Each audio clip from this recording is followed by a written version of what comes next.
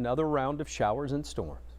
All right, Stephen, thank you so much. We need dry weather for this. We are now a little more than 5 days away from the first golfers teeing off at the historic U.S. Open at Oakmont. Tens of thousands of people are heading into town for the Open, and whether you're heading to Oakmont or you're just trying to avoid it all entirely, traffic will be a factor over the next week. But PennDOT says they're trying to make it as easy as possible.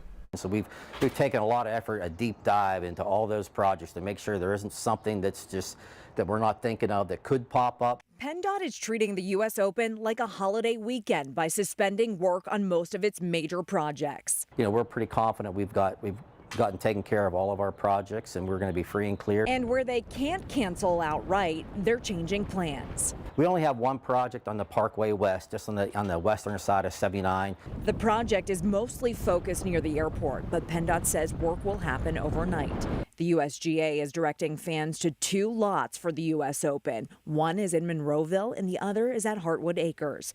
PennDOT says they've studied the transportation plan. And what we're doing is we're taking a look at any of our construction projects that may impact those routes that their fans are traveling or their shuttles are traveling. One project near the Heartwood Acres lot will be completely suspended during the Open. For example, on Route 8, we had some work going on. That's an important route there to get to the red lot at Heartwood Acres. It's the same story for the multi-million-dollar project on the Parkway East to replace the Commercial Street Bridge. The Parkway East is the main connector between the city and the Monroeville lot. We will have 0 lane restrictions going on from the 9th to the 16th, day or night, on that important corridor, because that's a big point for people traveling either from the airport or from the south. PennDOT says some of their projects were able to have plans written into their contracts, but other work contracts predate the plans. So sometimes it'll cost us some more money to accommodate the contractor with some of their operations, but you know, that's just what we have to do in some of these instances like this with such a major event to make sure the roads are clear.